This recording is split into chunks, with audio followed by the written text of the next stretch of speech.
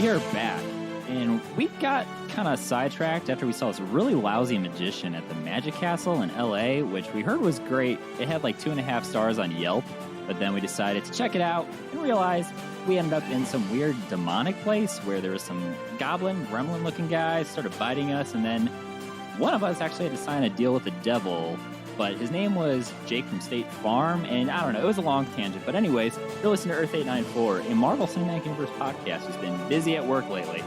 Just like Jen is, trying to defend the court, get a little She-Hulk smashing going, and some other fun stuff on the side. We are joined by two incredible podcasters, and you're going to hear from them in just a minute, but I'd be remiss, like always, if I forget to introduce you to my man who's always got a good plan going. He is the one who can do it all day, and he is the best dad ever. He goes by the name... Donnie Blaze! That's Louis Totterini. How's it going, man? I'm good. How are you? I am doing pretty well, man. I am surprisingly very awake, and I have no idea why. And I have to wake up at 4 in the morning tomorrow for a weird meeting that's taking place in Europe.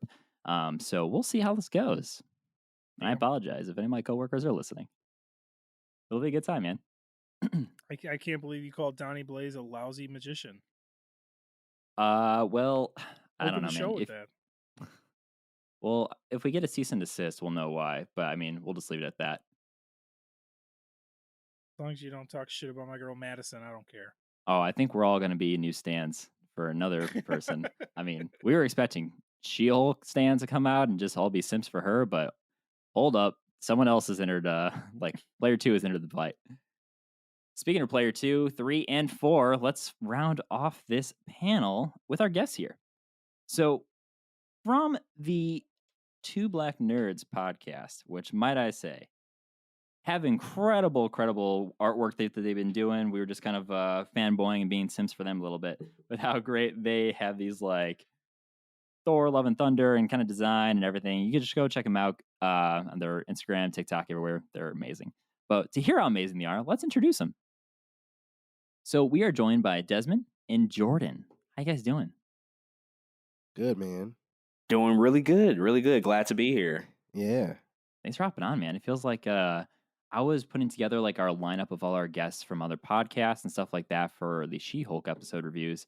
And I think that almost felt like a month ago. I was getting I just had some free time when my band was in the studio. I was at a coffee shop and I was just pounding away. And now it's wow, it's finally here, almost halfway through the season. And glad to have you guys on. Hey, man. Appreciate you for having us here. Heck yeah. Yeah, it's kind of crazy in a weird spot considering this is a 9-episode show and we are at the halfway point just about now when it's typically 6. And so, but it's flown by. It's weird how quickly it still manages to move. But yeah, really excited to talk about this episode today. A good one at that, hopefully. So yeah, definitely. Yeah. So before we get into the actual discussion of this week's episode, which I think hopefully is getting people more on board with Madisynn and everything like that, let's kick it off with our favorite fan-fated segment called MCU for You. And that's how they really should have opened up the D23 Marvel panel, not with Rogers and Musical, but I'm totally kidding. We love that. I can do this all day. Oh, perfect. So this is a segment, if you guys first time listening, this is where we like to just kind of catch up. What's been MCU for you? What's been marvelous? Have you bought another Funko Pop figure that you're trying to hide from your significant other? Have you watched a film from 20th Century Fox that you may or may like because it could or could not be canon because we don't know? Maybe we'll find out in 2027. Or are you just trying to have a good time and get on with your life by watching some good old-fashioned TV? So, Louis, let's kick it off to you, man. Like what I always do. What's an MCU for you? Devin, what on earth are you talking about? No new Funko Pops. Every time I get a new one, she gives me the look. And the disc replay over here, they have so many good ones. They have a Juggernaut over there, and I was like, but I didn't go buy it. Nothing super crazy going on. We did the D23 stuff. So now at dinner, I sit there and I talk to my wife about Marvel, and she follows, but she doesn't care as much as me. So I'll just bore the living shit out of her until I'm like, okay, so clearly you're done with me. I'm going to clean up the kitchen. And then she goes and does her thing. Most of what I've been doing is hanging out on TikTok, watching everybody shit on the Thunderbolts cast, and it's making Really? it's making me pretty damn upset because Huh. they're like when we were talking the other day, I said, "Do you ever see those ones where the guy goes woo or whatever?" Yeah. And they showed the Red Guardian, who I hold right here, and they used it's the biggest piece of dog shit one, The Rock says, and I was so upset. How dare you people? And yeah, I'm just basically getting upset at TikTokers over the Thunderbolts cast. Angry man yells at cloud. Yeah, Sometimes Don't let that's them the get feels, to right? you, man. Yeah. Don't let TikTok get to you. Use your platform you have, Louis, with those Bunch of 100,000 views of your Bunch ones. of jerks. It was yeah, but that was me singing a song, and that was my own. That's I couldn't do that on ours. I've tried. Well, interesting. You know, this is my first time hearing that like people are shitting all over the Thunderbolts cast, but also when you say it out loud, it's not that surprising. And I feel like I should have yeah. expected that, but you know, I feel like there's still more that they yeah. gotta like unveil with that. It's still gonna be, you know, secret. Don't want to reveal too much. But Where is Zemo? And Ghost is the only one with powers. The rest of them are just like super soldiers. Which I don't have a problem with. Also, they want Ghost Rider and the Punisher, who aren't in the MCU yet. So that'd be so wild. I mean, like, hey, I by the don't way, know. here's yeah. two people. Here's John Bernthal. Yeah. Rosario Dawson in the background, like, I fucking told you. Yeah. Awesome, man. That's cool. Let's kick it over to you guys. Jordan, how about you? What's been MCU for you, my man? Man, you know, so I decided to rewatch Thor: Love and Thunder because it's on Disneyplus now. And upon doing so, realized it's a weird thing because in actually watching it, it made me remember that Taika will be eventually directing the Star Wars movie, you know, and that's years away at this point, I guess. But it also just made me further like angry when I saw that they didn't announce any Star Wars news at D23. And there's like this weird in between that's happening right now. I don't really know, but rewatching Thor: Love and Thunder was kind of an experience where I just gradually like the movie less and less, which is unfortunate. It's kind of unfortunate when something doesn't age up that well the more that you watch it. So it was interesting. I mean, I will say there's like a lot to still enjoy from it from that perspective on my part, but it makes me just wonder about this whole direction, you know, moving forward, and like what role is Thor going to play in the future? How long is it going to be before we see him again? You know, I feel like there's just a lot of questions in the air, you know, and the D23 stuff is the big question that I feel like I heard out of that was, oh, well, what are the Avengers now? And apparently there are no Avengers, you know, and so we're doing things like Thunderbolts and stuff like that. So I don't know, it just kind of got me thinking about a lot of questions about what's all happening. We have a roadmap, but I'm still not sure what really the point is quite yet. So it was curious, you know. So I think you know, we'll see how it shapes up, you know, over the course of like further rewatches. But it was one of those where I kind of got a little bit less enamored by the movie on another watch. Interesting. You know, that was actually something I was going to pose to you guys is now that Love and Thunder is on Disney Plus, but it was like, you know, D23, Disney Plus Day, so much stuff going around. They're like, I didn't have time to watch it yet. But I was kind of curious if you did it like change your view on it since then?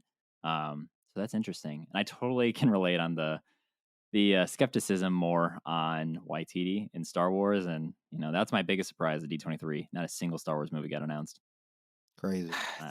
Kind of crazy. Yeah, it makes you wonder just like what are we really, you know, sort of leaning towards, and what are we doing in the future? And maybe they just don't have anything ready, but it's a curious decision. Yeah. And someone did point out a good fact that like you got to realize like the next time they put a Star Wars film out on theaters, like this is the first thing to follow up after the end of the Skywalker saga. So they got to make sure that whatever they're putting out there has to work, because if it doesn't, then you're in some trouble. Yeah, absolutely. Yeah. But this is a Marvel podcast. I talked to my therapist about Star Wars, so it's okay. That's for another time. Awesome, man. How about you, Desmond? What's been MCU for you?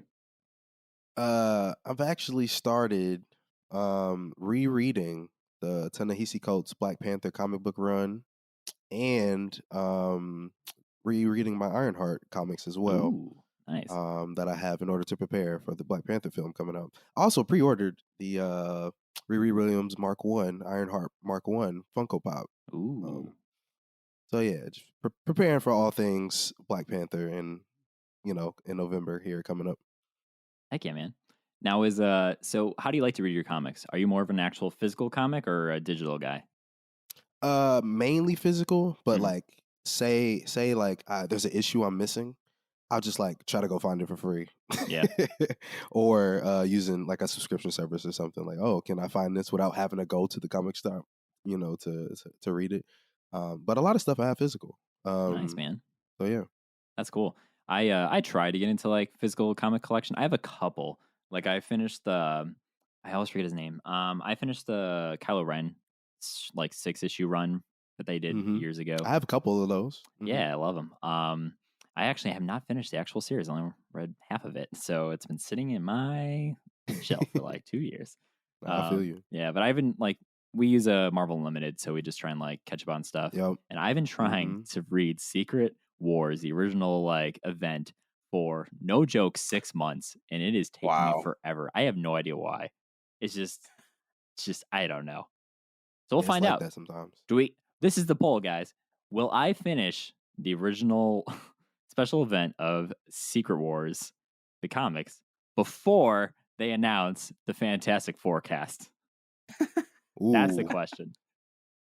You probably will, because at this rate, I don't know when we'll ever see this imaginary cast that's floating around. I wonder, do you think that reading the original, like, is the original event sort of a prerequisite for you before diving into the more recent run from 2015, or is it just kind of separate and you just want to tap into the original? That's a good question. I feel like knowing Marvel, they might tap into a little bit of both, but I think it's good to know the Mhm. original and then see how different. Because I know it's like totally different. Where one is incursion based, one is just what's his face? Totally forgot his name. Actually, he hasn't even shown up yet, and I realized in the comics. So I'm not gonna The spoil it. Beyonder.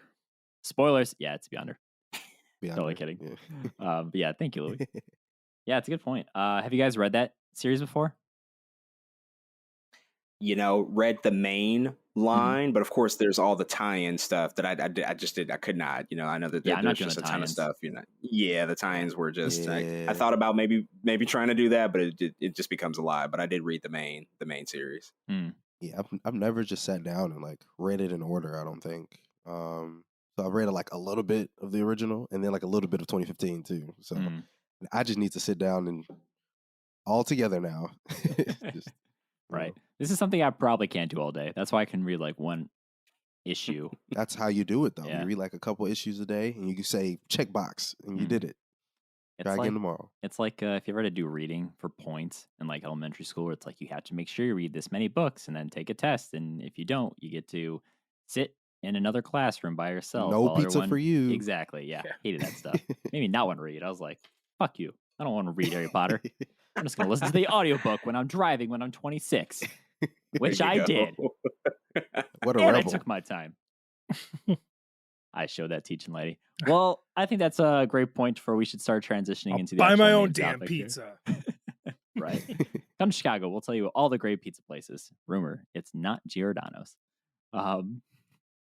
Yes, it is. It's okay. Yes, it is. Uh-oh. We'll get back to it. I told you this is going to happen. I told you guys. It just always comes back. Pizza. It's the great uniter, the great conversation that brings us all together, right? Exactly. So we are now 4 episodes deep into She-Hulk Attorney at Law, and so we're kind of at that weird point where it feels like it's halfway, but it's actually technically not because it's not an even number or whatever. So it feels a little awkward. But this episode, I feel like it actually might be my favorite episode. And I said that on episode 3, but now I'm saying on episode 4. So I can change my opinion, guys. It's possible. You can do it. Titled, Is This Not Real Magic? And I like it for a number of reasons, but I kind of just want to set like get it like a baseline here for you guys. How do you feel about the show overall? Have you been enjoying She-Hulk? Do you have kind of ups and downs? Like, what's your relation with the series so far? Yeah, I would say for me, so far the series it's been pretty good. I do think that I continuously find myself more invested every week. It just grows and grows, like the relationship with Jennifer as a character and what they're trying to do. And I think as we see the vision ultimately expand on what this is designed to be, that's where I see myself buying into it more, because it does feel different than a lot of stuff that the MCU has produced.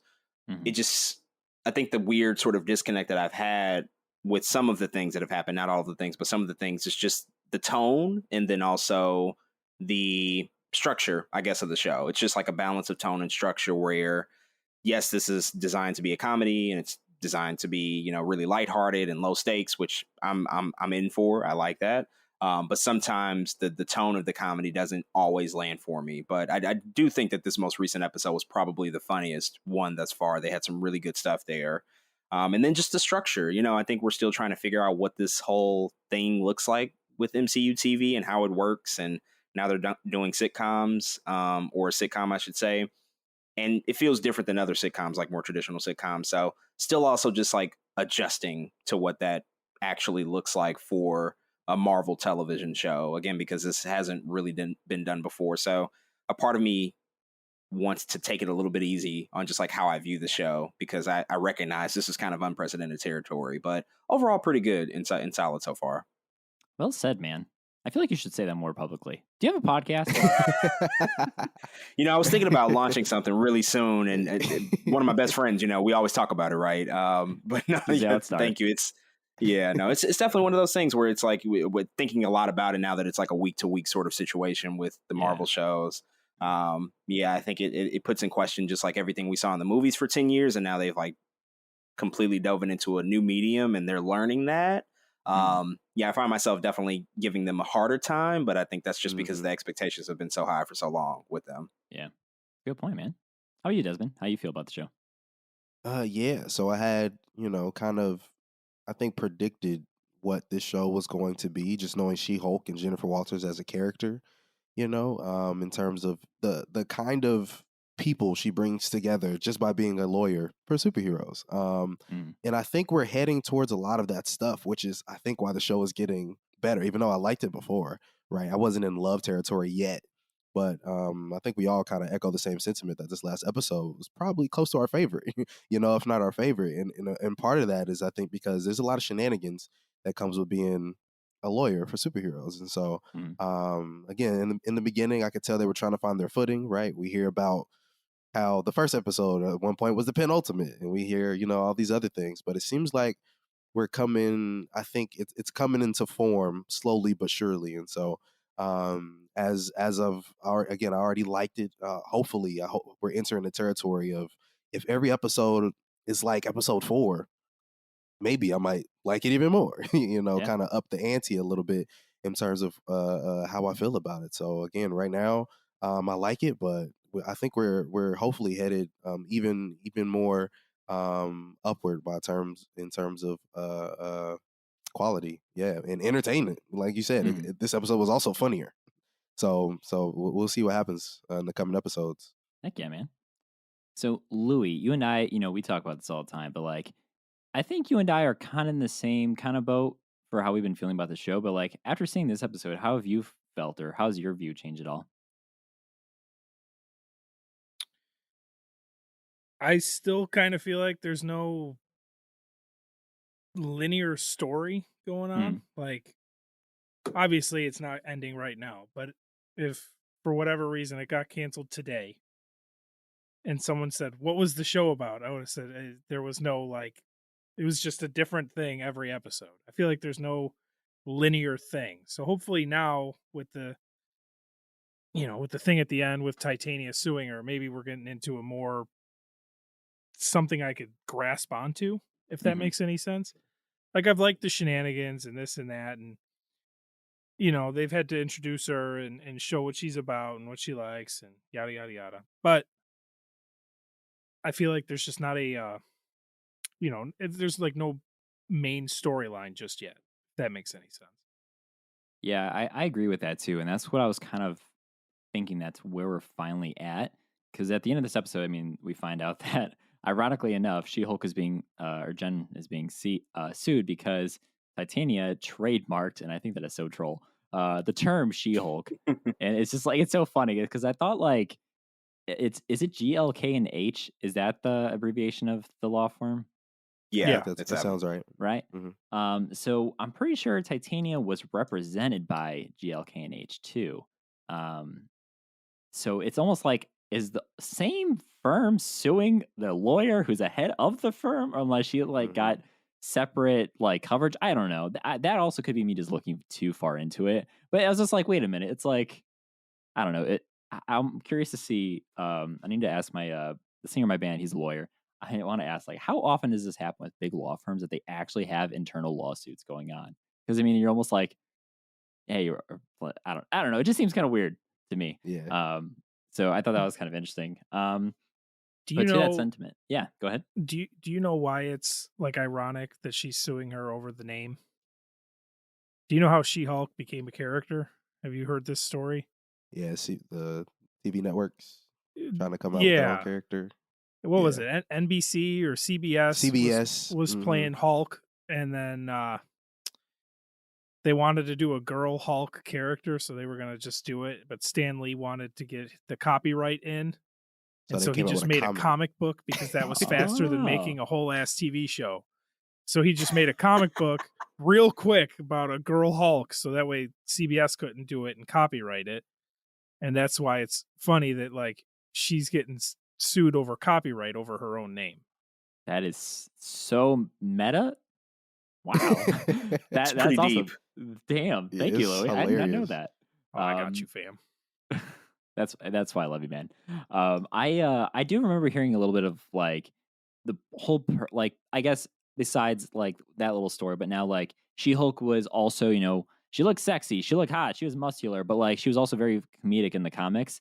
And I always heard that was supposed to be almost like a type of like commentary on just how like men were viewing women and stuff like that. Like, oh, she can't be super buff and like man, like muscular and everything like that. And clearly there's a crowd out there that's totally swiping for her on Matcher. I don't know if is it right, is it left? I've never used a dating app, so I have no idea what is bad and what's good. Doesn't really matter. I think you swipe right to match with somebody. If you want to match with them, if you want to approve them or whatever, I think it's right. Gotcha. He thinks. Yeah. It's been a while, you know. It's been some years. You know, I did have a time, and you know, listen, it's pretty trash. It's pretty trash when you like really sit there and think about it. It's like, yeah, no, this is one of the things that maybe technology could have just like kept, and we really shouldn't dive into. But you know, it's there. It has its purpose, I guess. I think I only know one couple who successfully have a relationship that started from like a dating app and are still married today. But that is literally one. Wow. Yeah. So I mean, I don't know, but yeah, that's funny. Well, cool, man. So this whole episode, I mean, really, we start off with a whole like Magic Castle sequence. We get that Donnie Blaze and realize he's just like a kind of like really subpar magician, but then he pulls out that good old sling ring, and then now we got the plot line. My funny thing that I was kind of thinking about though is this whole Madisynn. She's great. I don't think anyone's gonna say bad things about her. Maybe. I mean, she spoils stuff, so that kind of sucks. It's also another commentary on the cast and actors of how they're all spoiling stuff. Good old Holland, exactly. Ruffalo, right? But my question I want to ask you guys is: so we know that Donnie was now kicked out of being a sorcerer and everything. However, he decides to use a sling ring and like transporter and everywhere to somewhere he, I guess, maybe just thought because he's always saying fire, fire, blaze, and like that's his whole gimmick. That I guess maybe he just naturally thought to transport her somewhere, and it's like, hey, guess what's hot? Good old hell. But I wonder, has he actually transported anyone there before, or was that literally the first ever occurrence of him actually opening a portal to wherever he sent Madisynn? You guys ever given it any thought, or am I just way over dramatizing this? Louis like, yeah, dude, stop. Always. Always. No, I think it's a reasonable question. I mean, I was shocked when it opened to see that it was indeed probably hell. That first shocked me. Like, wait a second, that's where we're going. And I hadn't really considered whether or not this might have been the first time, or maybe he had done it before. But I mean, listen, if you're getting kicked out of being, trained as a sorcerer after, I think Wong said a week. It was like a week he got kicked out. I mean, I don't know how many portals he's actually opening at that point, or if he's doing so in an aspirational, or I don't know, something for good, right? I think he's probably doing it for his own selfish reasons, but it doesn't seem like he has a ton of practice with that, just based off of how things went in this episode. And he should probably try other locations and other places, because you don't want to deal with demons coming out of hell. That's we saw that can be bad. That can be really bad. So I don't know. Gross. I don't know how much practice he really took with that beforehand. Yeah, and Ned was doing a decent job. Yeah, what the hell? Yeah, right. Like, Ned got us what we wanted. He got us what we wanted, man. He concentrated and put him. I think Donnie Blaze had no idea where he wanted to put people. So I think that's why it was just like he had no thought or direction in his mind. That's why like the second girl, right, ends up being Madisynn's friend or whatever. She's like, I'm not going in there. But behind her, you see like a motel or something. I don't know. Yeah, it was a truck stop. It wasn't limbo. Missing. Yeah, it wasn't hell. So maybe it's just different every time. If he opened up hell before, maybe. That's crazy if somebody went in. I think they would have seen it though, like before they went in there, and there might have been a bigger problem. Mm-hmm. True. And also, who let him keep a sling ring if he got kicked out? I thought about that. Yeah. Like, what's the process of like turning in your stuff after you get dismissed, or what is that? But you badge. Yeah, exactly. But I feel like a lot of places out here, they might have just lost track. It's so many of them at this point. I think a lot of times, people just kind of slipped through the cracks, or maybe he stole them. He could also just like took them himself. So I don't know. Thanks to Wanda. Mm-hmm. Louis, I think you and I talked about this when we remember that movie Multiverse of Madness and everything. Yes, I enjoyed Multiverse of Madness. I think I'm the only person in America, but no, you got supporters here. I did too. I did like it. Nice, man. Were you and I talking about like where is Mordo of 616 though? Because we just got like 837. Do you think like Mordo could still be around at all? Did he get blipped and just said, you know what, I'll deal with my little thing later? Because I feel like Donnie would be the kind of guy Mordo goes after. I feel like we're not getting any more Mordo. I feel like Mordo is no longer no Mordo. No Mordo. Yeah. Yeah, I maybe, but I don't know. I feel like after he got trapped in a ditch in Multiverse of Madness, they're not trying to build up Mordo. That it's here, feel man. me? Cry every time. I still don't understand how like I got just stuck in a ditch. Like, I don't know. He just kind of stopped trying at that point. He just got left there, and Strange runs away, and he's just like, I'll get you, and just points at the sky, but he doesn't do anything. It's like, you're a sorcerer. You could probably get out of there. Right, exactly. It's like, give it a shot. Just jump, He got out, so you could too. He's like, oh wait, actually on second thought, I'm going to stay. Because he's like a little overhead feed of what's Wanda doing. Like, I'm good. I think Sam Raimi talked about a deleted scene with 616 Mordo that was supposed to be in the movie. That's right. But it got cut out. But I just remember he's supposed to confront Scarlet Witch something. Oh, yeah. I think I remember that. Wasn't it like concept art or something? Or I feel like I remember talking about it. Yeah. Oh, he probably dies. Yeah, probably dies. There you go, Devin. He's dead. But maybe Scarlet Witch killed him. Rip. Maybe they're doing something else with him, I hope so. Well, one thing I love your ability to watch this show and then go, I wonder what Mordo's doing right now. Like last week we had Tom from the Two Sides of the Story podcast, and you guys were convinced that Wong was Kang the Conqueror. Yeah. I said, how on earth did this even happen? I blame Tom. He pulled it out of me, man. He made me think, and I was like, "Oh no, yeah. You got sweet innocent Wongers is Kang the Conqueror, Wang the Conqueror, and now you're talking about Mordo. I don't even know where you get that from, man. Like, I didn't think of Mordo at all. I probably never would have thought of Mordo again if you didn't bring him up. It's on my second watches. That's where I start brainstorming and just like completely wandering where I probably shouldn't. And that's kind of what happened to like Madisynn. And then she ended up in a good spot, which is also another question I have that kind of fits in your theme, Louis. She gets to go meet this guy with the goat head or a goat named Jake, which I swear this is like, hey, you know Mephisto? You know him? You know that devil guy you thought was in every fucking project? Mephisto confirmed. Right? But then all of a sudden she's like, I'm not going to talk about it. But then she just shows up in Wong's place. Donnie didn't send her there. He sent her someplace, kind of just said, Kazam, or flourish. And then she just shows up. Like, who actually sent her to Wong and why? That's also my thing that's like scratching my brain. Like, it was Mordo. Probably dead Mordo in hell sent her to Wong's place and said, there you go. Seek my revenge, you know? Dead Mordo is Mephisto. Yeah, exactly, we're right? Yeah. For you. It all connects. We've done it. Yeah, I don't know. That part was weird to just how she just like made it to Wong's place and there wasn't really like a tie-in there. I don't know. Didn't she mention that she had to sacrifice, I guess, the goat or whatever? 6 drops of her blood. 6. Wow. Okay. Well, why 6? 666. I actually have no idea. I don't know either. 6 Infinity Stones too, so there's I mean a lot of symbolism behind 6 there, but that part was a little unclear about what was going on there. Yeah. Poor Wong, man. He's just trying to watch TV.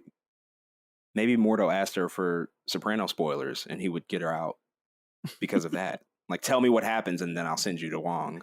That's a different kind of hell. Dude, honestly, that is a literal hell. Like one of those anti-hells. Oh, hi, cat. That would have scared She cried for 3 days.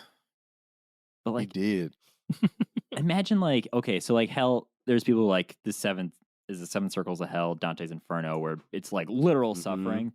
But sometimes I feel like my literal hell is stuff like people who do every time they're about to talk and then just little things like that, where I feel like this would be Wong's hell. Everything he wants to enjoy, spoiled. Like that is a modern day literal hell. Like you can't enjoy things. It's always like, hey, guess who dies in The Force Awakens? Because that happened to me when I was waiting in line. Oh, is that my trivia question? You're lying. Maybe later. Who dies in The Force Awakens? Oh man, do you know? I don't even know what number movie that is. 7. Is that where Han Solo dies? You are correct, Louis. Yeah, 1 for like 10 or whatever. Let's go. Yeah, I was waiting in line with some friends. My semester just ended on that morning in winter, and I was going to school in Indiana. And so, literally, imagine what's going on in the Midwest in December. It's cold as fuck. And so, I decided to buy enough seats for the entire row for all my friends and everything. Obviously, like, they came later, but the theater we went to was not reserved seating. It was traditional, so you actually had to like, hey, guess what? If you want a good seat, you got to get it. And so me and a couple friends, we decided to wait in line, and then everyone else joined later in the day. And it was at an outdoor mall, so we had to wait outside. Oh my god! Waited 7.5 hours, but we were towards the front. Got on the news, and then I remember just scrolling through Facebook, trying to keep myself occupied. Hour number 4.5, and totally unrelated post, totally unrelated, not even to Star Wars. And someone just goes, Han Solo dies, little smiley face. And I just sat there like, no. And like, I feel like everyone kind of expected it, but that was like, shit. So that's my literal wow. It's pretty tough. I too seen Force Awakens. Yeah, that was back during the time I also, like when I was at school, there was not reserved seating. So very apprehensive about waiting in a line. And the previous showing coming out, and they just run their mouths, and they walk right past you, and they just talk and talk. That's what I was most scared of, because there was definitely a showing before me, and even still now, I get a little apprehensive. Like I wear headphones walking into the theater so I can avoid that. Sensory deprivator 3000. For all the high bunch of other fans out there. I remember there was like a Reddit post that was like, if you were, what kind of villain would you be? And I just said, like, I'd be like the kind of villain that just does minor inconveniences. Yep. So I feel like spoiling is up there, but like, you know, I had stuff on there too, like taking somebody's keys or like, I don't know, just like, that's like the worst villain possible. Is really the small things. It's the small things. You know, the terrible one too is like going in, like when you had the thought of, oh my God, did I actually leave the light on? Did I actually leave the stove on? And you didn't, but this guy's like, you thought it. I'm gonna make it happen. now that's Mephisto. That's the devil. Yeah, that's the devil. Jeez. Oh man. So, let's talk about some better stuff. Yeah, we got Louis. I would say even worse than Mephisto or any other supervillains, that first date that Jen goes on with that guy on his phone and looking at the girl's ass and all that. I've been lucky enough to be the ugliest person I know, so I've only been on so many dates, so I've never been on like a horrid date like that. So that was just awful. That just turned my stomach. I was like, this guy is the worst. What is going on right now? Does this actually happen to people? And that was pretty awkward. Yeah, that hurt my soul. Why was he there? He's there just for a couple free drinks. That's it. Yeah, she was a solid 6. I don't know, man. Wow. I Also, she's not a 6. Can we agree on this? What is going on? Oh, she's definitely not a 6. No. Definitely not no 6. Thank you. That was That's crazy. the second time 6 is mentioned in the episode. 6 drops of blood. 6 is Jen. She's got to be a third. Uh-oh, Right. there might be one. There Oh, might no. be one. Wait, We're what getting episode? you a tinfoil Loki. Episode 4. I Damn it. swear. No. Almost there. What episode of Sopranos were we on? Oh, I think it was season 1, episode 5, 12. episode Oh, it's season 5. 512. Oh, Yeah, Oh, 5, 12. 12. I thought, what if it's 5-6? Yeah. You guys. Okay. We're getting close. What We're episode getting of close. This Is Us was he watching? Maybe that another was the good 112. question. Yeah, Jeez. probably so. Now I got to find man. it. Oh, no. I'm going to find it. Rabbit hole has begun. What's up, everyone? Welcome to my YouTube channel, where I find the most inconvenient things in the Marvel Cinematic Universe for the worst possible theories. Oh, man. But yeah, Lou, you're saying about Subscribe. the date. It's also funny, too, like, there is that criticism that people were giving the show, aside from all the CGI when the trailers were out and, like, little leaks and rumors and people who have screened ahead of time, that the show was more just, like, Sex in the City meets Marvel. A lot of, like, personal, like, slice of life stuff, dating, all like that, whatever. Like, when I initially heard that, I'll be honest and say, like, I felt a little like, I don't know, like, okay, like, I don't know. It's I was a little skeptical about it, but also I was like in the middle of Miss Marvel, and I was kind of just also like, just not like being blown away or just having a good time. However, I will say that like the little pieces of like life for someone who is superhuman, like doing that dance of, okay, we're both reaching for our bag, who's going for the check dance and all like that stuff on a date, like that stuff's funny. And like the just like, oh, I'm not gonna like resort and like lower my self-esteem and I'm gonna like actually try and put on like a profile of She-Hulk versus just Jen. And then she's like, shit, you know what? Like we've all been there where we get a little lower, like, yeah, you give in, right? And like honestly, I feel like that's kind of what's giving the show heart. And I've actually come to really, really appreciate and like these moments more than I am like the fighting, the action, just because it is different. And I think they're like the comedy is coming off well. How do you guys feel about that? Do you feel like you're kind of in it, or is it like not totally sold on it just yet? You know, I think as I was initially watching it, I had a similar feeling of just not knowing if I would connect to like these small, just kind of subtle moments, like the really human side of things. But I think it's really it's kind of the execution of it, you know, because it feels like if it's in the wrong hands, this stuff could become a little trivial. Like, why are we spending time doing this? Why are we watching this person create a dating profile? But I think with the themes of like the She-Hulk character and who she is, and the fact that we do get a chance to see, I mean, she's a bit of a derivative version of a character, right? And they play with that. They talk about that a lot. And I think having that element added on top of the fact that this is a person who like is using the persona as a benefit, but she really doesn't want to have that same responsibility. Like, she's not an Avenger, not yet at least. And so we can just kind of see what a superhuman would do if they just navigated regular everyday life. They can't necessarily hide from their persona, their alter ego, so to say.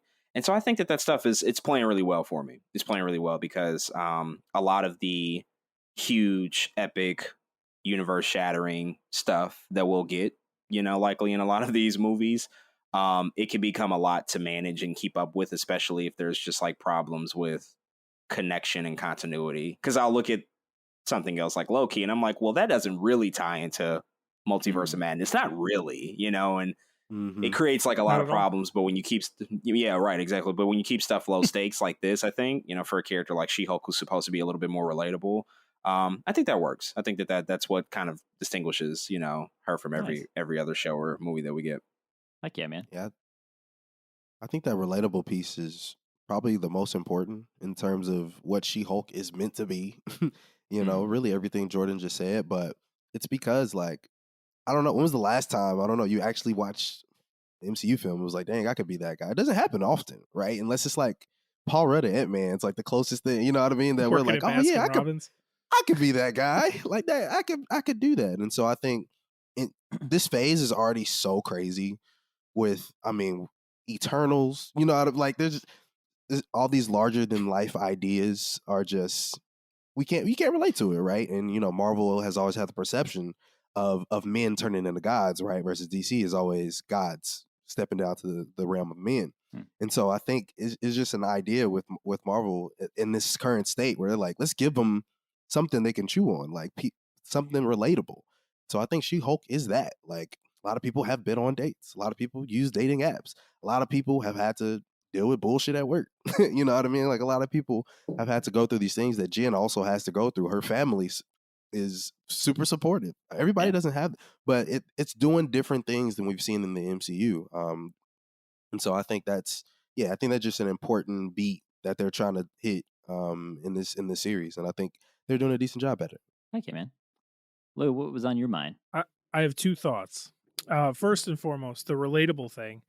She went on a date with former WWE Tag Team Champion with John Cena, David Otunga, ex-husband of Jennifer Hudson. I've never gone on a date with WWE Champion David Otunga, Tag Team Champion. Not enough matcher. Not enough matcher. And also, you asked when was the last time you were related to a Marvel movie. I don't. Part of my workout every day is I usually just grab like a handrail and then a helicopter and I pull that guy in and then I let it out and I pull it in. I don't know. I was like, oh, I do that all the time. Rock and roll. Get those reps in. Oh man, that's I kind of want to picture that too. Just like Louis, just like trying to text me back. It's like, hold on, and just lets the helicopter go and then cracks me up. Also, I did not even realize I was a WWE wrestler. Which guy was that? Was it the guy that said, "Is anyone going to take our order?" That guy. Yeah. Damn. He, how much can you deadlift? I can deadlift 600 pounds, and I'm a normal man. Like, wow. Yeah. Exactly, wow. That guy. Crazy. I don't want to sound racist, but I thought it was Mother's Milk from The Boys. That's hilarious. He does kind of like MMA. I thought it too, yeah. And then I realized it was former WWE Tag Team Champion David Otunga. Yeah. They do resemble. There's a tight shirtness quality, I think, between both of them. They both have short hair too. Yeah, it was like the bearded jawline. Yeah. Yeah, very similar. Honestly, I would have loved it if that was Mother. If that was MM, I would have been like, oh, now that's a crossover. That's the crossover we really, really want to see, for sure. Oh, absolutely. Jen versus Homelander. That one. I'd watch that. There's two versions of that. Everyone wants to watch. But speaking of creepy guys, there was that third date she had when she was in her She-Hulk form, and he was the dude who was like, "Wow, cool," and he's like asking all these weird things like, "Is your what skin a specimen?" Yeah, calls her a specimen. Which, oh yeah. Okay. But then he mentions like, "Oh, is your skin indestructible?" Like, can you do this? Penetrable. He like lists off all these things that are basically like even superpowers. vibranium. Yeah, vibranium. That's kind of weird, right? Like, yeah, I feel like this guy might have something to do with the Wrecking Crew or someone else. And hear me out, Louis. This is my crazy. I was waiting like for you to say something wild. I like where we're going. Wrecking Crew is better. I was waiting for you to be like, I swear, this is Kang the Conqueror's little minion or something. Okay, go on. Okay, so hear me out. So the guy, his name is Todd, right? Such a Todd. The actor's name is John Bass. It's one of those two. I don't know. I'm a bass player, not a bass player, so that's how I go at it. He's been in other he's been in Baywatch. He was in Molly's Game, other stuff. He seems to be like a kind of a character actor per se, and just I don't know. He's got a pretty good IMDb page, so I kind of feel like this guy being a little recognizable from other IP. I kind of wonder why would you bring in someone who actually has like a good like resume just to do this little throwaway date character for like 10 seconds. So that's where I kind of got my like the gears and wheels spinning a little bit. Like something's fucky. I don't know what it is, but those like if he just said specimen, okay. But then he's like the vibranium, this, that. Like something's fishy, something fishy. And that's where I kind of feel like maybe this is where their undercurrent is a little bit like of going back to really, really at the end of the show. I feel like it's going to have someone finally succeeding with stealing her blood. And we're just getting a little bit more of interest in little gold nuggets leading up to that. Like, hey, don't forget, people really want what she has. Did that sound as far-fetched, Louis? Or does that sound a little bit better after I kind of went through it? I don't know how you got there from that date. You said because he was in a few movies. Why would they bring in somebody that's been in these movies? They brought in former WWE Tag Team Champion with the Peacemaker himself. No, I'm just You got me. Yeah, I agree with the getting of her blood to make Red Hulk for the Thunderbolts, but I don't agree with the date thing, man. I swear I'm getting you a tinfoil hat. Like it's I believe it was Jordan earlier in the show. He said your catchphrase where he's just like, it's all connected. This guy's gotta be working for like I didn't think that at all. He was creepy or whatever, but I feel like anybody like if there was real superheroes in real life, really, there would definitely be people like that going on dates with supers and just being like, is your skin impenetrable? And she's like, not by you, motherfucker. Damn. So, yeah, I didn't get that from that guy, but I do agree with you. Well, sometimes it's like you throw darts hoping you hit something, right? If I throw enough crazy ass theories, something's bound to happen. We shall see. Was there anything else that was like kind of interesting from any of your dates? I mean, the last one she ends on seems to be the winner. So we think of that. What is he? Pediatric oncologist? That doctor? Mm-hmm. Allegedly. Good point. Yeah. That. Yeah. I mean, it seemed like it was going in a good direction. But I don't know. Something always did feel a little weird. Like they were having good conversation. He just seemed so acceptable of everything that was happening, even when she goes off and is helping Wong fight little demons, from another dimension. But I think that the things that she sees is that people obviously have it out for one reason, and they just want to see She-Hulk, so she becomes like an attraction for people. So sucks that it ended that way, but definitely the best case scenario out of every other person we saw, including former WWE Tag Team Champion. It doesn't really get much lower than that, but I think we saw how it played out for her. I think even with like casting, there's the he was really he had a time, he had a moment, he was pretty big for a minute. They were in the Nexus. I hesitate at even looking at casting. It's more of like a personal fear because I just don't want to go through like a whole nother Ralph Boner situation where it's like, oh, look at so-and-so come. And it's like, yay, they're in the MCU now. And then you get Ralph Bonered. So that's really unfortunate. We have to hold that and live with that at this point still. I just, I don't know what that was about. But yeah, it's kind of one of those things where it's a little bit of a hesitation to lean too far into, what the potential of a character might be. Yeah, I agree. I mean, that's really what happened with a lot of over speculation and a lot of things. I mean, can you also imagine there's probably a world out there where everyone was saying, oh my God, Andrew and Toby, they're going to be there. Everyone knows it. They don't even have to market it. We know. What if they didn't? Oh. That's literal hell number 6. That's it. That solves it right there. Right. I mean, if we really have a conversation about Phase 4, if they did that, if they were not in the movie, we'd be in an entirely different place right now. I think when it comes to Phase 4, there would be no love for it at all. So yeah, I'd be pretty pissed. Yeah, that'd have been awful. I had like a 10% worry that what if they don't show up? Like, what if they are? We're getting Ralph Bonered. That sucks. It was always there. The feeling was always there. Yeah. What if? Exactly. What was I going to say? Now, this is just because my theory I have to just try before I forget. I know there's another QR code in this episode. I don't know where. I forgot. I didn't scan it. But if it is issue number 6 of She-Hulk, then that's my third 6. Oh my goodness. Just saying. Someone else can figure it out. But if that's it, I'm not saying I'm not onto something, but it walks like a duck, quacks like a duck. It's looks like a Mephisto. It's probably a Mephisto. So with this date going kind of well, they just get those fries to go and go straight back to good old Jen's place. Eventually, things just kind of go sour because Wong needs help because Donnie Blaze is just messing things up again, sending people where he shouldn't, and just unleashes all these little gremlin, demon, goblin things. But one thing that was funny before we get into that sequence, so with the fourth wall breaks, I feel like this episode probably had the most fourth wall breaks just in general. Fourth wall on the 4th episode, just saying. That's for you, Louis. It's been every episode. But it's 4, man. Why are you doing this?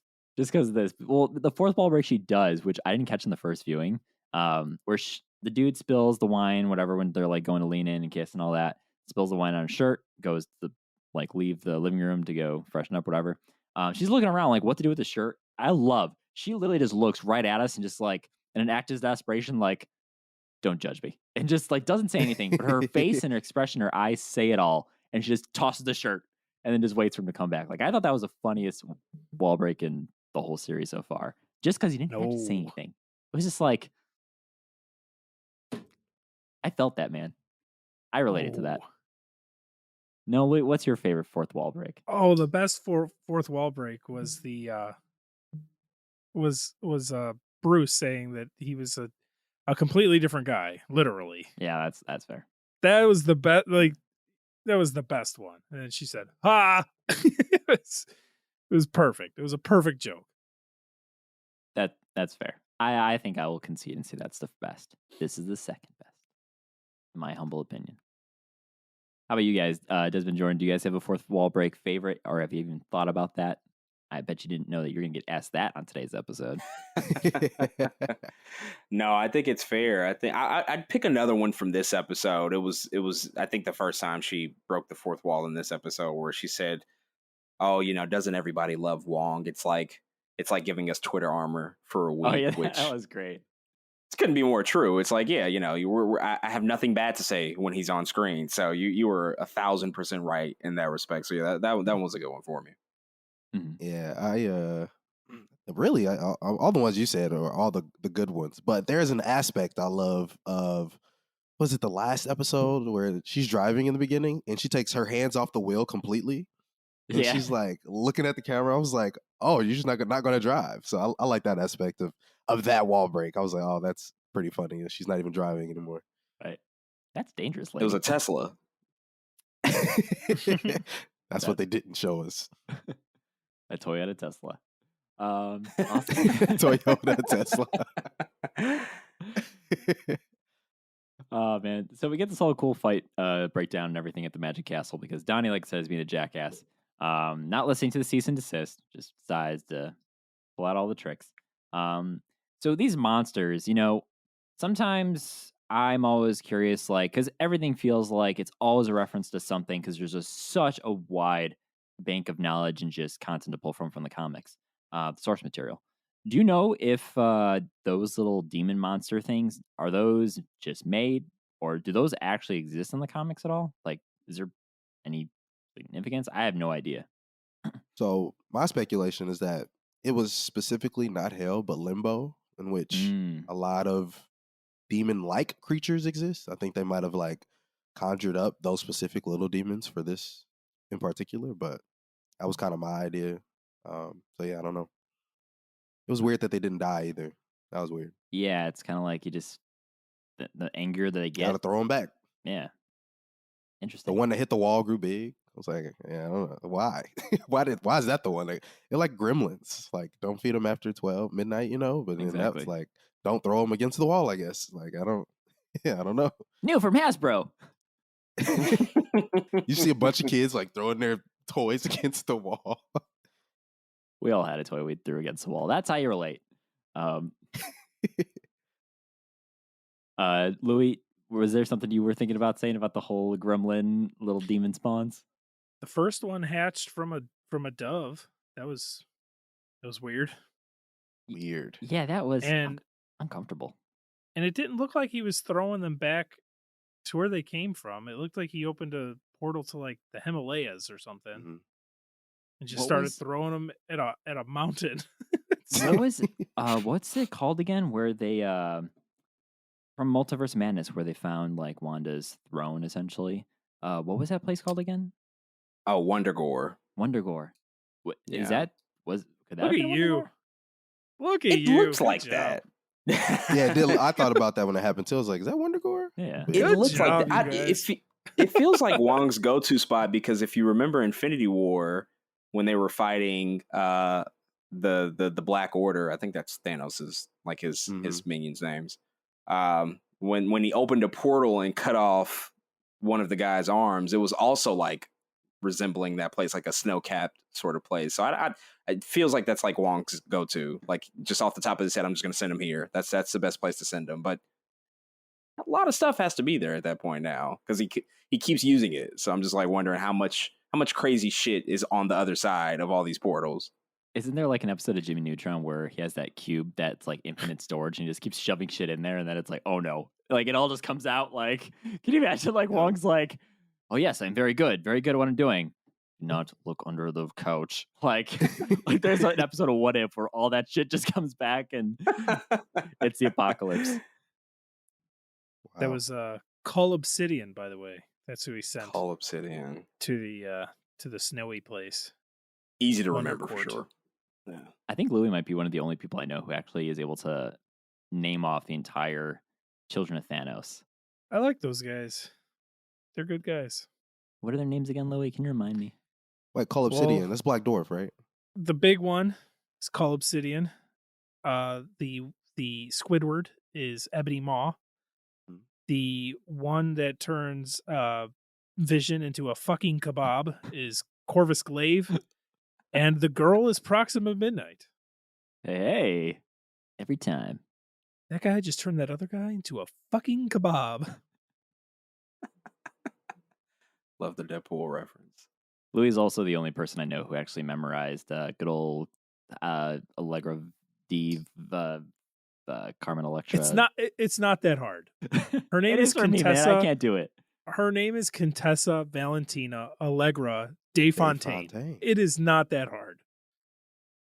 It's hard you when you just don't care to remember it. You got me. Yeah. And, you brought up one thing, Jordan, about like Wong's go-to place. I also feel like every time Wong is in something, he always talks about how a misuse of magic we're on the precipice of the misuse of magic can unlock things we are unaware of and destroy natural like reality and blah blah blah. I feel like he literally says it every time. Said it in Spider-Man, said it in this, said it in Doctor Strange 1 and 2 probably, and like whatever else. I don't know, but it's like, okay, if he's always saying this, is he just trying to like are they memeing us, like trying to show like this guy is like a broken record? Or they're like, hey, listen to what Wong is saying. There's a reason why we're putting him in literally everything. Is that another one of my brain scheme theories? That one doesn't feel as unlikely, actually, because the guy is super cautious. You're right. He's very much like always stressing, this is the worst thing that could possibly happen, and we are this close to making it happen. What the fuck are you guys doing? So I think that there might be something there. But we have to pay it off with the time-space continuum or whatever it is. We have to see that actually like break or destroy. Maybe that's the incursion stuff. Maybe that's what we get out of like Secret Wars or something. He can foresee what the possible outcome of all of that is. But yeah, it does feel intentional that we continue to hear it from him specifically all the time. Good old Wong, man. Yeah, the incursions is where I'm getting at, because like we've seen it, we've heard it, and it's just like it definitely seems like that's why that whole comic run of the second Secret Wars is more likely what they're pulling from, because that's all incursion based. So it's kind of like, hey, pay attention. This is gonna come up on the pop quiz later. We had a pop quiz. Did you guys know that? What? No. What was the pop quiz? It's participation, so you're good. Yeah. Yes. Good. Wasn't prepared. Right. So the whole fight, Jen's just throwing down demons left and right, just fighting them. She's like, what the hell am I supposed to even do? And she's like, oh, I'm actually kind of good.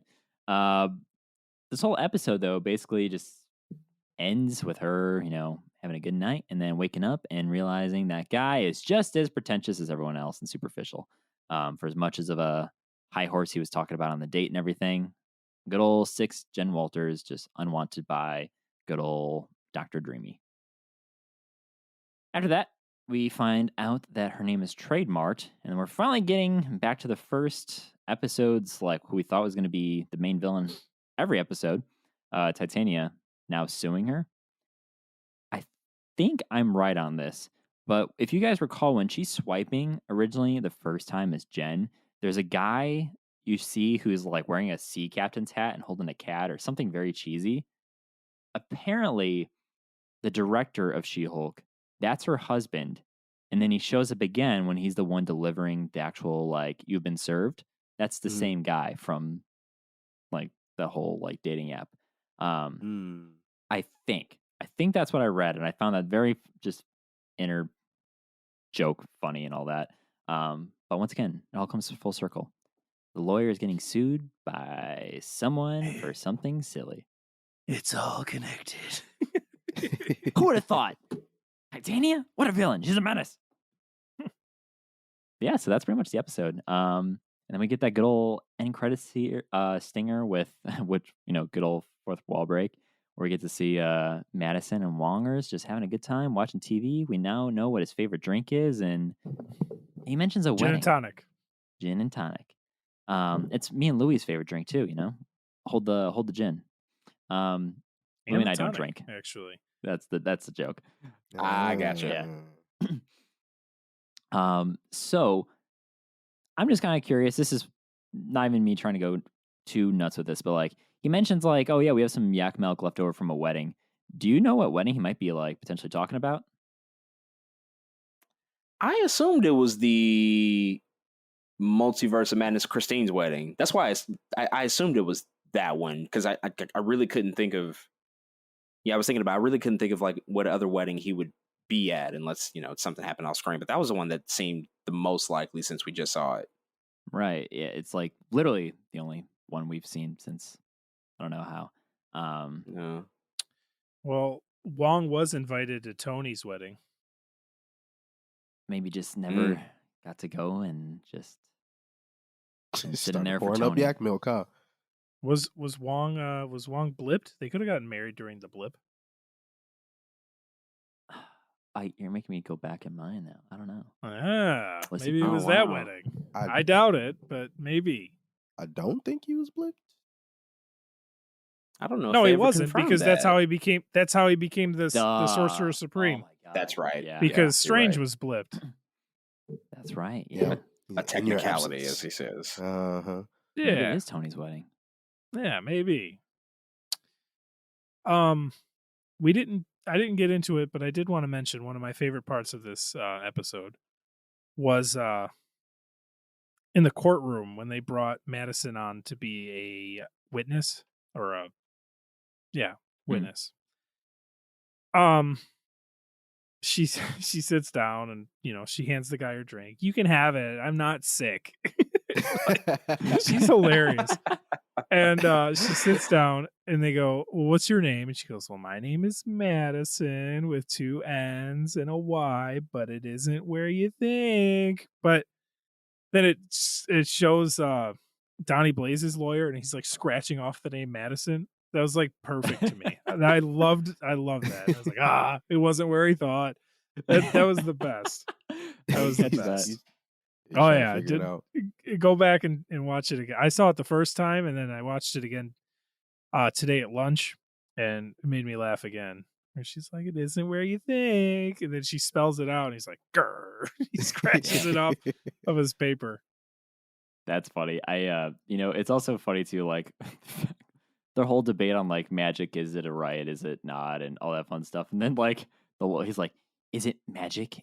Is it not real if I could do this? Is this not real magic? And then you see like this lawyer and the guy who's like the owner of the magic castle just start doing the whole like classic pulling out like an endless stream of ribbons or flags for his thing. And then the other guy's just got the knot. And like, she's like, even the lawyer's a magician. I thought that was just, like it's funny. It's cheesy, but at the same time, like that I generally find like entertaining. I don't feel like, oh, it's so stupid. Fuck Marvel. Fuck Disney. How could they do that? It's funny. Chill. Yeah, I mean the anger that people possess as some of this stuff is kind of weird, but I think that they do subtle comedy in this show really, really well. That's like it's not always in your face. It's those small moments that are just like off to the side. Like I remember even this, I don't know why it made me laugh, but when Jen as She-Hulk was in the courtroom and Madisynn like sat in her seat and like Jen went to just sit back down and Madisynn was already sitting there and she just kind of just stood there staring at her like, what the fuck are you doing? Like I didn't catch that. Damn. I was clearly sitting there. It's just small stuff like that that always gets me, because I think like, I think about like other sitcoms like The Office. They always had that small, subtle. They had outlandish comedy too, but there are a lot of small, subtle moments that you would have to like go back and rewind just to the dry humor. Mm-hmm. Add that to your list of inconveniences, where you have that person as soon as you get up out of a seat at a party, wherever you're at, they immediately take your seat and then just act like you're the one who's being weird, that like, I'm clearly sitting here. Like, you got up to go throw away a napkin 2 feet away. Clearly this is not your seat anymore. Like, that'd be funny. Louis, you also sparked something else that I was going to ask about, and now I cannot remember. So in the meantime, so that's pretty much like the whole episode. What's up? I said there's someone behind you. Like a scary movie. No, there was literally somebody behind you. No, it was. Got me nervous now. I'm only alone here. There shouldn't be anyone behind me. My ceiling was leaking from the storm the other day. Too much six talk here. That's starting to catch up. I don't know. There's one missing, and the energy is getting a little bit too high. Heck yeah. I guess really, we didn't really talk too much about Madisynn in general. But I mean, I'm really surprised with how well this character seems to be received and liked. Because on paper, she sounds like she'd be terribly annoying. Just if I like read a description about who this character is before even seeing her, I would have been dare like, you? And I'm just saying, I'm just like probably been a little hesitant, like what, like, because the whole like it's not where you think. She does it twice, but every time it's funny. Like it doesn't. Works. Yeah, it works. So I think it's cool to see that they have this good balance of humor going on. Because like the other spectrum is more like what happened with like Love and Thunder, where it's just straight up joke, then real. Joke, then real again. So do you guys think we'll see more of Madisynn in this show or even in the future MCU? Because her and Wong's going to be pretty good. She's all over the place right now, man. Like, just go on Instagram. She's the first thing you see. Quite literally. Oh, she's gone. Well, anyway. I've seen a lot of her. I don't think she's coming back in the MCU though. I don't, unless it's just for a brief, funny cameo or something. Mm-hmm.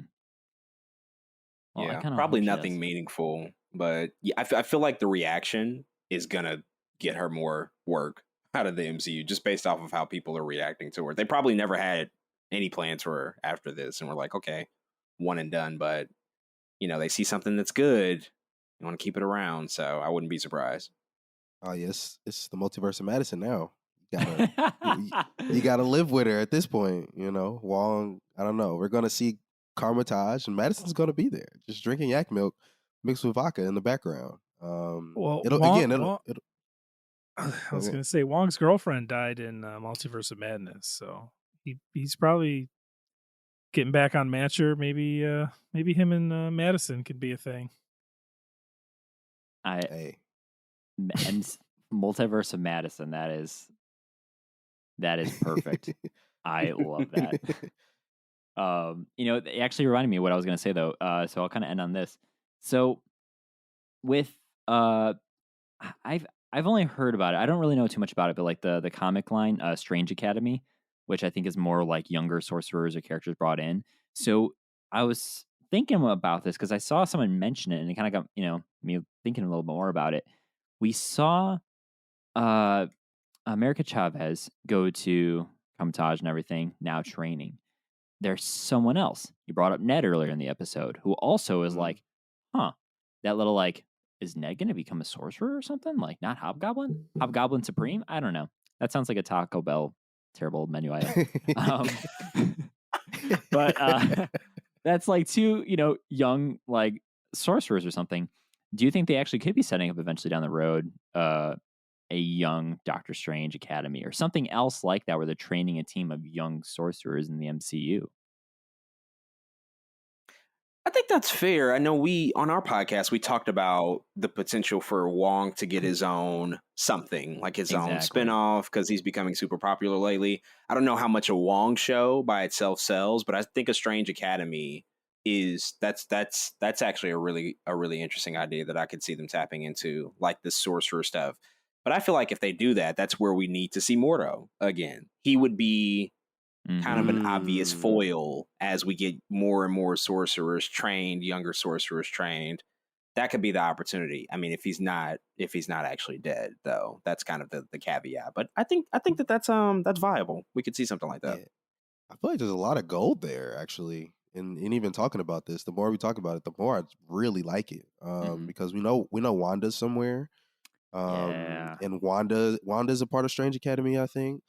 We talked about D23 stuff, right? Werewolf by Night. If you watch the trailer, you've seen Man Thing. Man Thing is in Strange Academy, I think. Like there's very small seeds that could make this definitely be a thing. So I'd be interested in a Strange Academy something with all of those things. It sounds cool to me. Louis, what do you think about this? I've never heard of it, and I don't know. I'd watch it. It would almost have to be a Disneyplus show. Yeah. I don't know about making absolutely a Strange Academy movie. Yeah, especially with no Doctor Strange. I feel like Doctor Strange is on to bigger and better things. If you're gonna put his name into the thing, he's got to be in it. Wong Academy. Yeah, Wongers. That'd be funny. Yeah, and it's true because like even we kind of saw a failed attempt at trying to, I don't even know if it'd be school, like who in their right mind actually watched New Mutants? Did you guys see that movie? I did. Unfortunately. I tried 4 times. Louis, didn't you try watching it too, or did you actually get through it? Nope. I got past 20 minutes and I fell asleep every time. But that's like, the younger in a school kind of weird, creepy thing. Didn't work out. But also that's kind of what I imagine could kind of be a similar setup. But I just pulled it up right now, like Strange Academy, like some characters and faculty. Obviously Strange. There's some characters I don't know, but stop me if they like, wait a minute. Dr. Voodoo, Zelma Stanton, the Ancient One, Mindful One, and this is where I got, Professor Emeritus Harkness, which is the real name is Agatha Harkness. Wow. Yeah.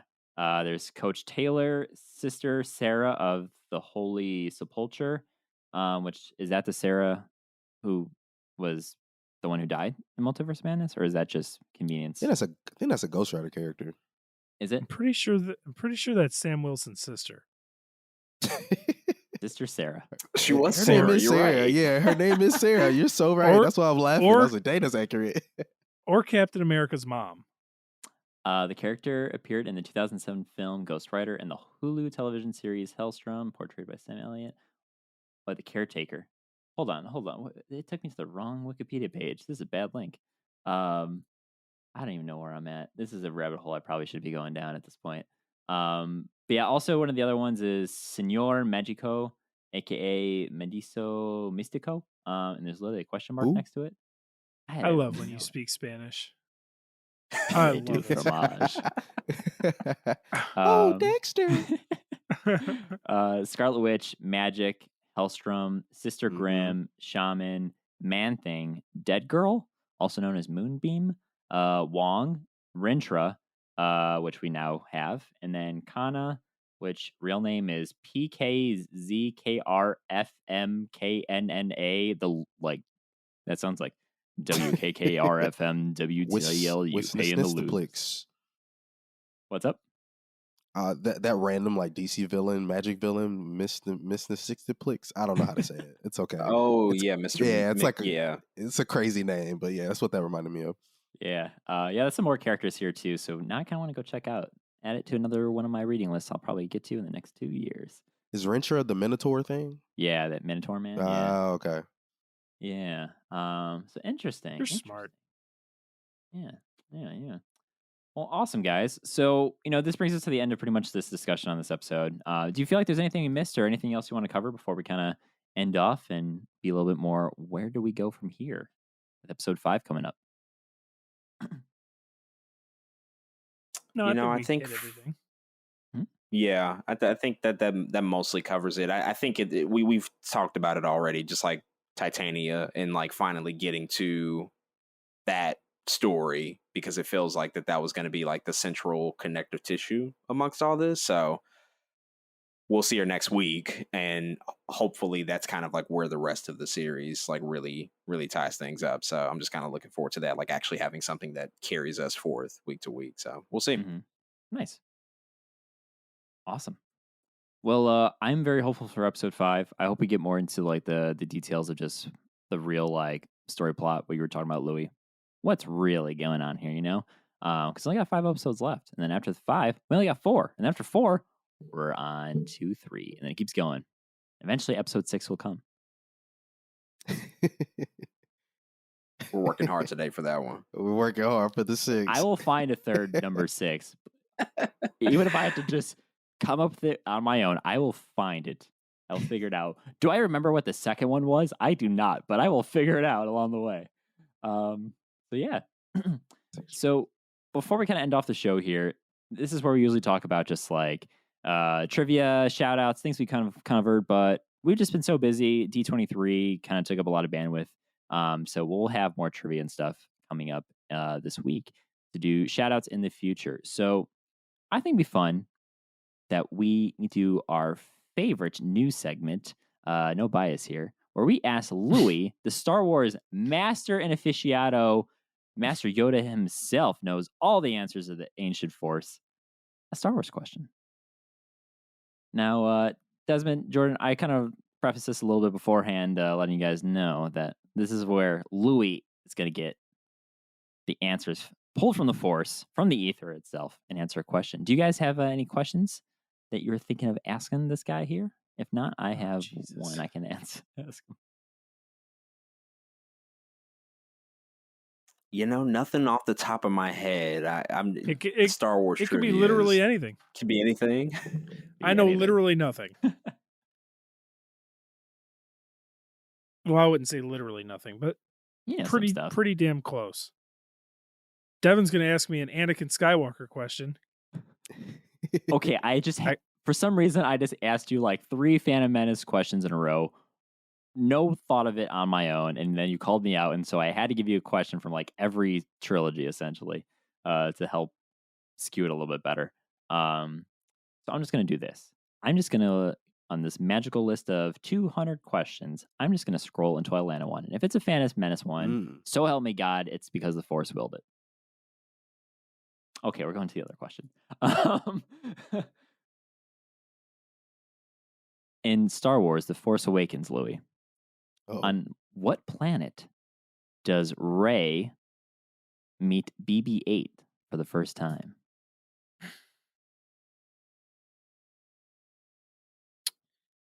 Yeah. Okay. Sounds familiar, right? Yeah. The first question you asked me was, where was Anakin Skywalker from? And I couldn't figure that out either. That ended up being Tatooine. That is literally the only planet that I know. I assume that's not right, but you're close. You never know. You are close. So give me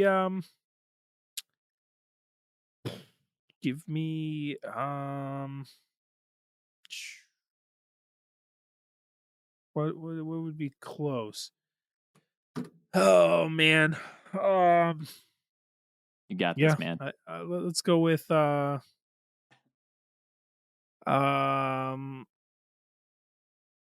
go with Hanukkah.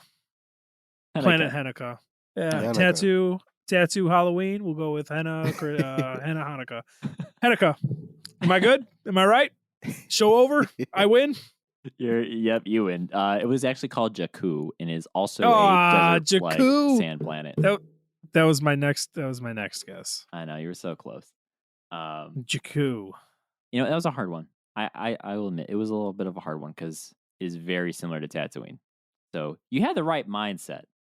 No, I didn't. I would have never. Yeah, no, never. It's all good. McClunky. There you go. When in doubt, Newt Gunray. Alrighty.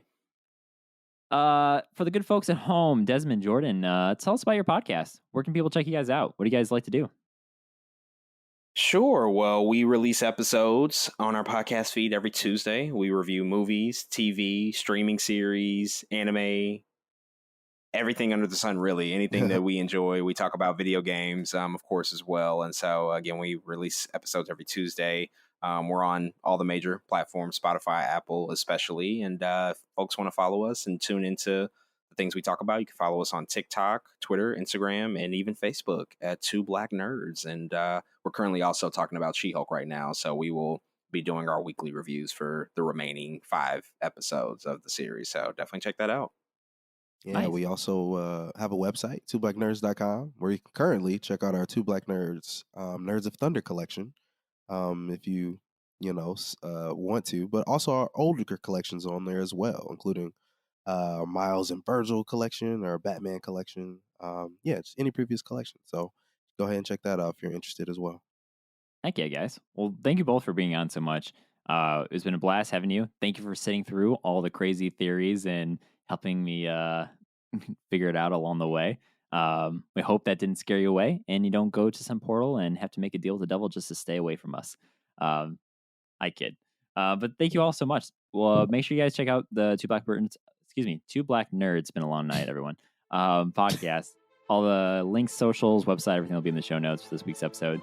We hope to have you guys on in the future. Welcome back anytime. We have to follow up to see if I'm right about the 666 theory. Absolutely. We'll figure it out next time. Right. Awesome. Well, that just about does it for us at Earth 894. Make sure you guys, if you like the episode or if you have a crazy theory, let us know. Give us a review. We love the 5-star ones the best because they are the ones that help us reach more people in the multiverse. We have merch store. Go check it out, earth894podcast.com/store, and pick up something cool. We're working on getting some hats made because Louis made a good point. We don't have hats. So that's the point. We should make a hat. So expect it soon. Louis going bald. He needs something to cover his dumb head. So I feel you, Lou. So that does it for us here. Thank you all so much. We'll be back next week for another review of She-Hulk. And until then, whatever.